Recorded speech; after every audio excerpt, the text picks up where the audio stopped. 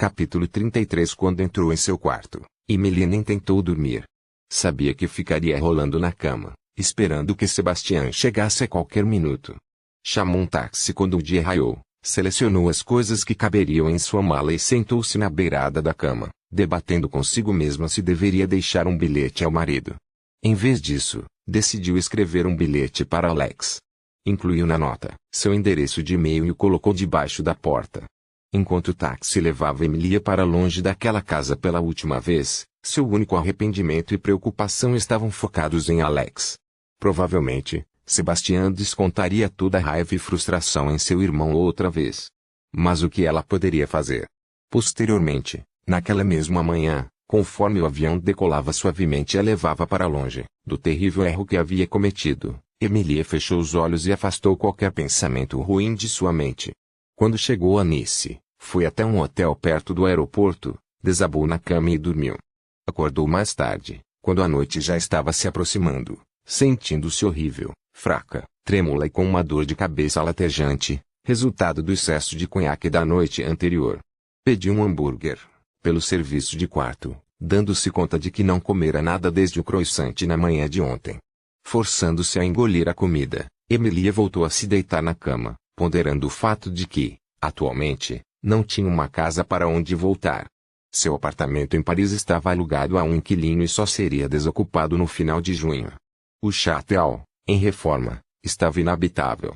Emily decidiu que ficaria onde estava aquela noite e iria a Gassi na manhã seguinte.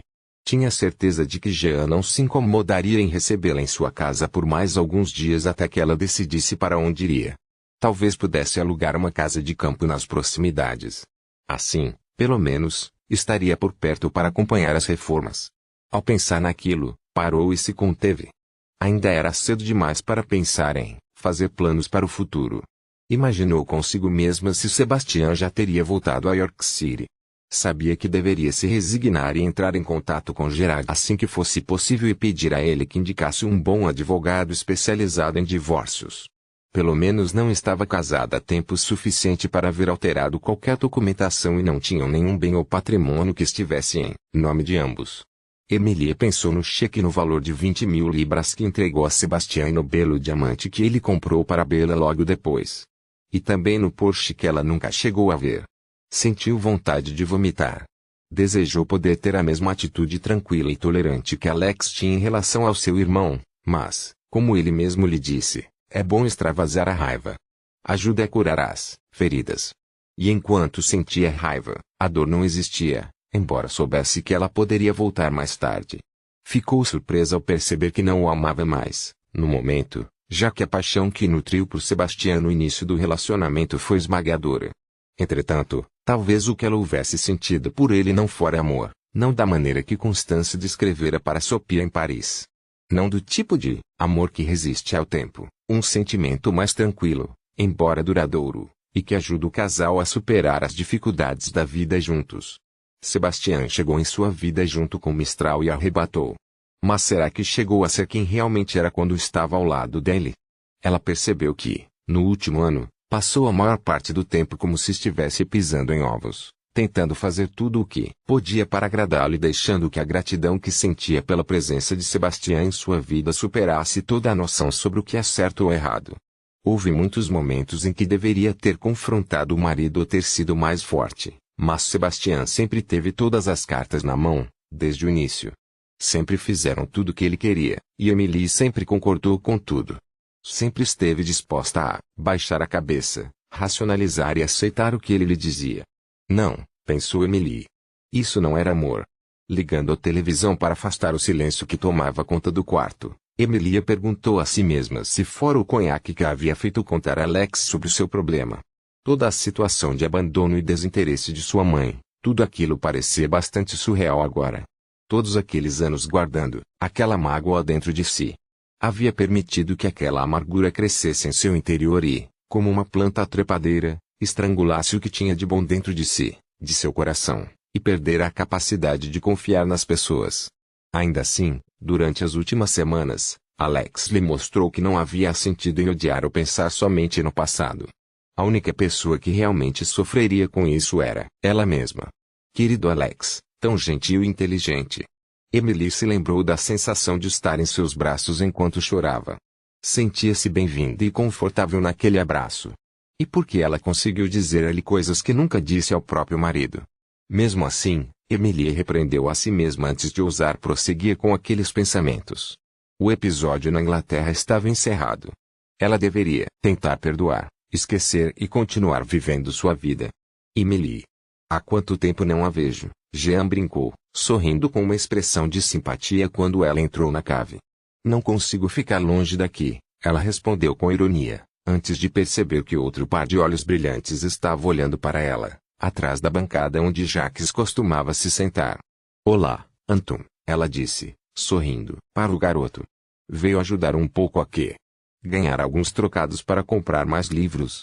Anton vai ficar conosco por alguns dias enquanto sua mãe está no hospital, Jean respondeu. Margalx.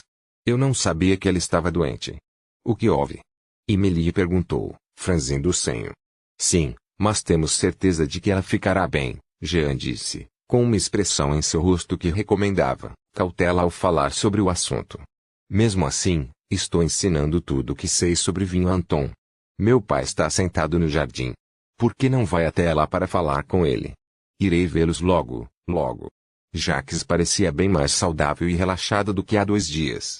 Ele sorriu e estendeu sua mão enrugada para cumprimentá-la. Eu sabia que você não demoraria a voltar. Não vou perguntar o motivo, Emily, mas estou sempre disposta a ouvir. Obrigada, Jacques, ela disse, sentando-se numa cadeira ao lado dele. Jacques, o que aconteceu com Margalx? Jacques demonstrou um certo nervosismo. O garoto ainda está na cave com Jean. Sim. Bem, Emily, a verdade é que Margalx está muito doente. Na semana passada ela reclamou de dores no abdômen e nas costas, embora eu tenha certeza que ela estava mal há muito mais tempo. Ela foi ao médico no dia em que você partiu, e o médico a mandou direto para o hospital. O garoto não sabe ainda, mas os médicos descobriram que ela tem um câncer no ovário, em estágio bastante avançado. Eles vão operá-la hoje, mas, Jacques suspirou. O prognóstico não é muito bom. Não, Jacques, Emily gritou, em desespero. Isso não pode estar acontecendo com Margalx. Ela foi uma mãe para mim quando eu vim até aqui depois que meu pai morreu. Sim, ela é uma mulher muito boa e não devemos perder a esperança ainda. Vou visitá-la no hospital dentro de alguns dias, Emily prometeu. Tenho certeza de que Margalx gostaria muito de vê-la. Bem, e o que me diz sobre você, Emily? Jacques perguntou, encarando-a. Quais são seus planos? Neste exato momento, não faço a menor ideia, Emily disse, balançando a cabeça com tristeza. Nos dias que se seguiram, Emily dormiu, comeu, foi até o château para ver como as obras estavam progredindo e levou Anton até Nice para visitar sua mãe. A operação não foi bem sucedida e Margalx continuava muito doente. Quando Emily deixou Anton ao lado da cama da mãe, no hospital, deixou também seu coração com eles, ambos tentando suportar a dor com todas as forças que tinham. Depois que Anton foi dormir, ele estava dormindo temporariamente num colchão no pequeno escritório que havia no piso térreo da casa de Jean. Os 3 conversaram sobre o que aconteceria com Anton se sua mãe não se recuperasse. O pai de Anton faleceu. Existe algum outro parente? Jean perguntou. Acho que ela tem uma tia em Grasse, Jacques disse. Talvez fosse melhor entrar em contato com ela. Sim, disse Jean, com a voz grave. Mas eu sou o padrinho do garoto. Talvez possamos pensar em lhe oferecer um quarto aqui em casa. Poderíamos fazer isso, por algum tempo, mas o garoto precisa de uma mulher, Jacques disse. Esta casa está cheia de homens. Bem, Anton já tem quase 13 anos e eu tenho certeza de que ele já pode pensar por si mesmo, Jean respondeu.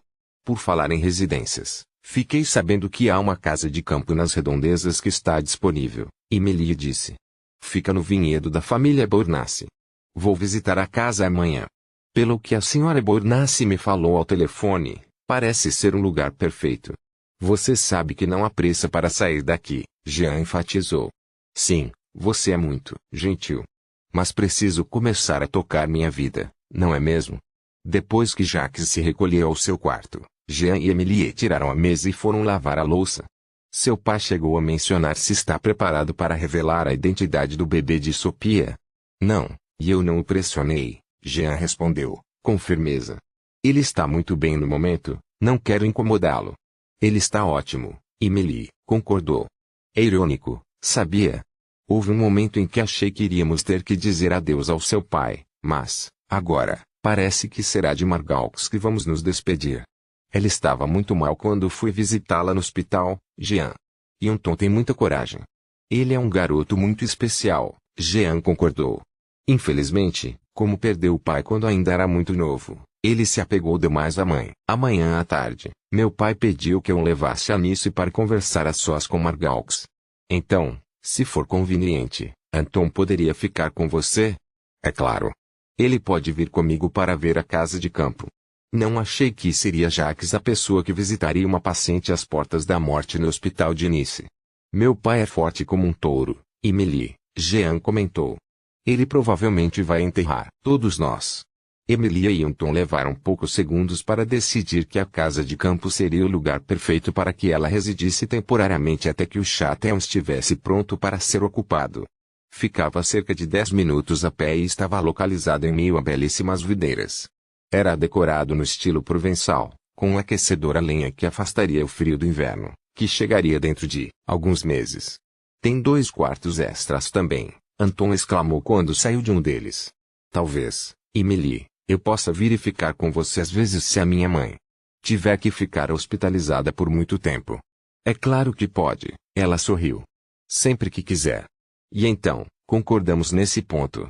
Você acha que eu devo alugar a casa? Sim. Tem até conexão com a internet, ele respondeu, ansiosamente. Depois de combinar o preço do aluguel com Madame Bonassi, Emily levou Anton para um almoço comemorativo no Lit Pescador, em Gassin. Anton sentou-se com a cabeça apoiada nas mãos, admirando a paisagem magnífica que via do alto daquela colina. Espero que eu não tenha que sair desta vila, ele disse, entristecido. Vivi aqui minha vida inteira. E por que você acha que vai ter que partir? Emilia perguntou enquanto o garçom chegava com pizzas recém-assadas para ambos. Anton a encarou com seus enormes olhos azuis. Porque minha mãe está morrendo. E, quando ela morrer, eu provavelmente terei que ir morar com a minha tia em Grace. Oh, Anton, Emilia disse, estendendo a mão para apertar carinhosamente o braço do garoto. Não perca a esperança. Ela ainda pode melhorar. Não, isso não vai acontecer. Não sou bobo, Emily. É muito gentil que todos vocês estejam fingindo, mas eu já sei a verdade, aqui dentro, Anton disse, batendo no peito sobre o próprio coração. Eu não gosto muito da minha tia nem dos meus primos. Eles só se interessam por futebol e zombam de mim porque eu gosto de ler e de estudar. Por favor, tente não pensar nessas coisas ainda.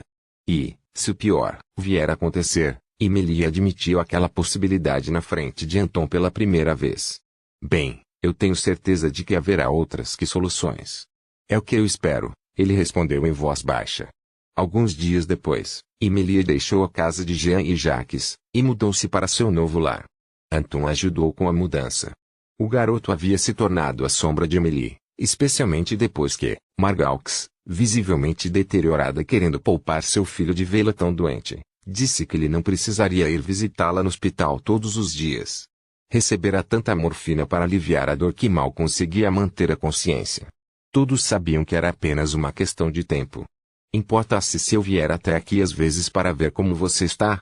Ele perguntou enquanto Emily ligava seu laptop para verificar se a conexão com a internet estava funcionando. É claro que não, Anton. Você pode vir me visitar sempre que quiser, ela disse, sorrindo. Bem, que tal prepararmos um pouco de chá? Naquela noite, quando Anton voltou à casa de Jean, Emily se sentou em frente ao computador para ler seus e-mails. Receava que Sebastian tentasse entrar em contato, mas não havia nada.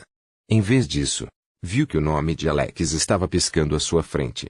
Para edmartineiros@orange.fr de aicarroteiros@blacal.cu.uk Querida Emi, espero que esta mensagem a encontre bem. E que a França esteja sendo um bálsamo para sua pobre e maltratada alma. Espero que não se importe por eu lhe escrever, mas achei que poderia lhe contar sobre o que aconteceu por aqui depois que você partiu. Sebastian chegou à casa algumas horas depois que você foi embora, exausto e orfando, reclamando que algum engano horrível havia acontecido. Fiquei tentado a mencionar não somente a confissão verbal da amante dele, E que ver as roupas dele jogadas no chão do quarto onde ele dormia com Bela talvez pudesse ter levantado suspeitas, mas acho que você ficará feliz em saber que eu consegui me conter. Foi por pouco. Ele me perguntou onde você estava aí. É claro, eu fingi não saber, mas disse que imaginava que você tivesse saído bem cedo pela manhã.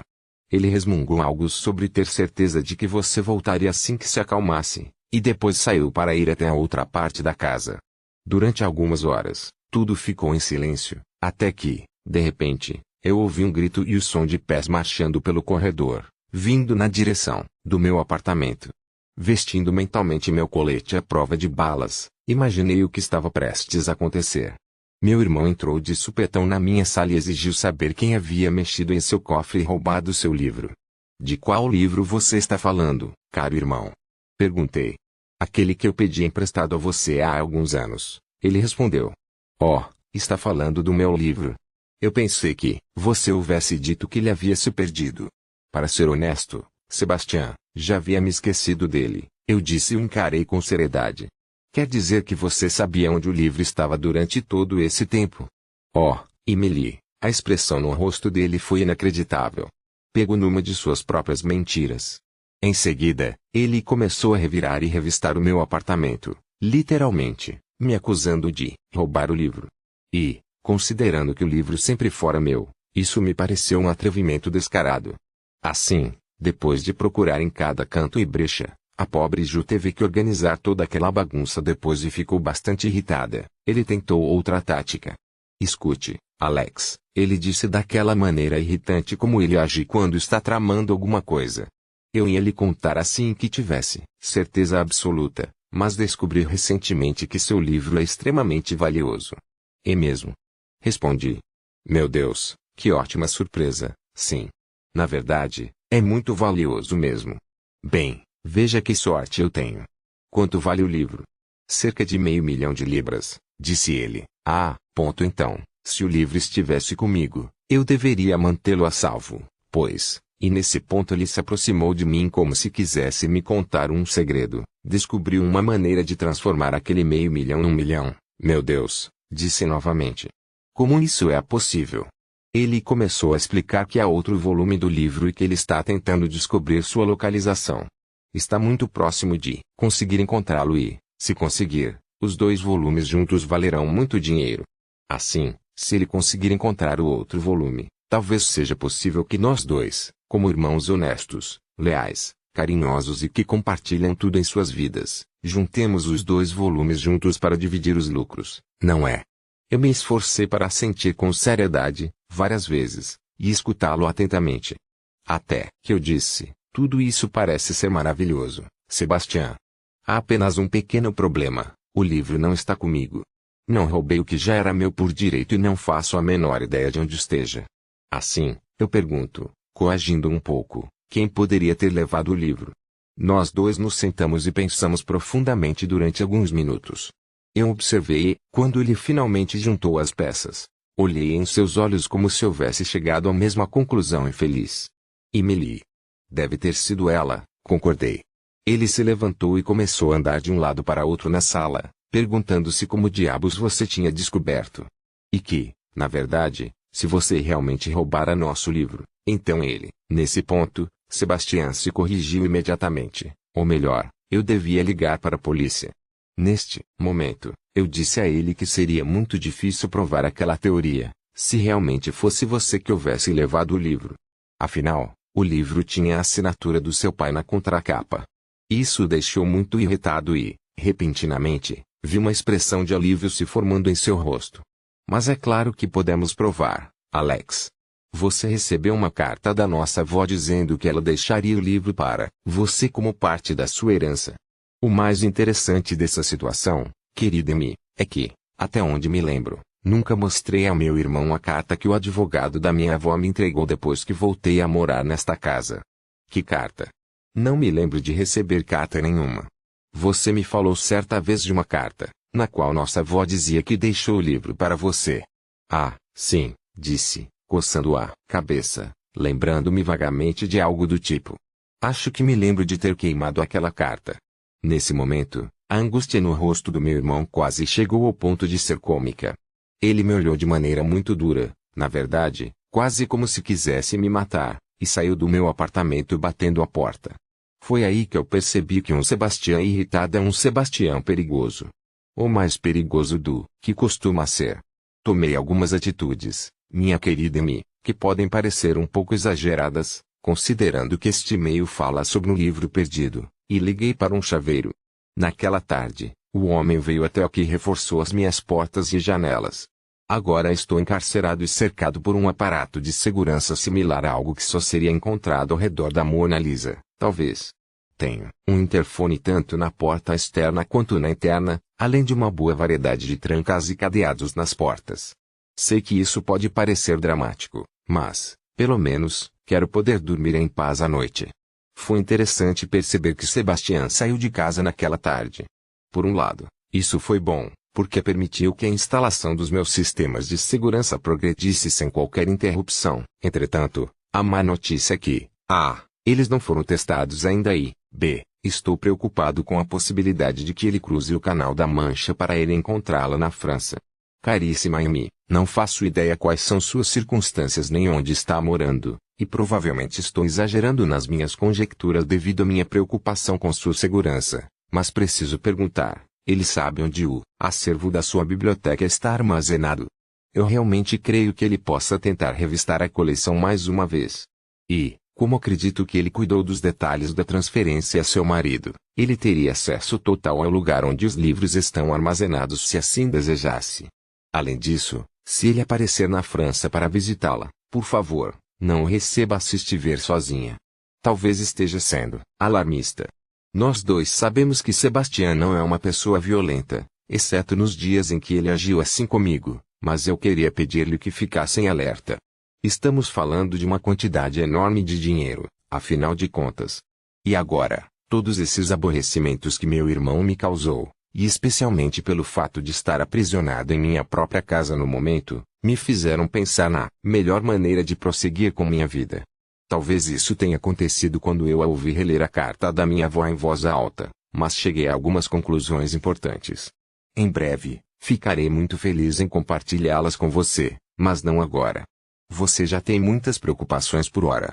Por falar nisso, eu gostaria de declarar oficialmente, e por escrito, que estou devolvendo o livro a você, definitivamente. Por favor, se conseguir encontrar o primeiro volume, faça o que desejar com ambos os livros. Posso garantir que não preciso do dinheiro. Por sorte, os novos filhos que adotei estão se comportando excepcionalmente bem no momento. Espero que você responda a este e-mail. Primeiramente porque eu quero saber se o recebeu e se está de sobreaviso em relação ao Sebastião, mas, especialmente, porque adoraria ouvir notícias suas. A casa está muito silenciosa sem você. Com minhas sinceras lembranças e amor, Alex. Horrorizada após ler o e-mail, Emily pegou seu telefone celular e imediatamente fez 2 ligações. A primeira foi para a empresa responsável pelo conteúdo do Chatão, avisando-os de que estava se divorciando e que, sob nenhuma circunstância, Sebastião deveria ter acesso a qualquer objeto da casa, especialmente ao acervo da biblioteca. E, em seguida, ligou para Jean, pedindo a ele que, se Sebastião aparecesse, deveria dizer-lhe que não havia há algum tempo. Eu acho que não seria necessário me ligar para pedir isso, Emily, Jean disse, sabiamente. Em seguida, Emily começou a escrever um e-mail para Alex. Ela lhe agradeceu imensamente pelo aviso. Desculpou-se por demorar a responder e disse que, até o momento, não havia qualquer sinal de Sebastião. Disse também que esperava ouvir tudo sobre seus planos para o futuro e terminou o e-mail com um beijo. Já estava escuro. Emily serviu-se de um copo de vinho e começou a andar pela casa de campo, inquieta. Alex deveria estar preocupado com ela e, por sua vez, Emilia também se preocupava com ele. Talvez estivesse mais do que preocupada. Emily se recolheu logo depois do jantar. O novo colchão, muito mais macio que os velhos colchões de crina de cavalo onde costumava dormir, não ajudaram a relaxar.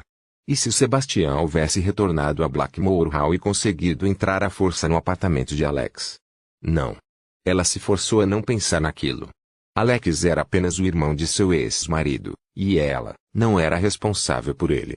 Mesmo assim, Emily se levantou e começou a andar de um lado para outro em seu quarto.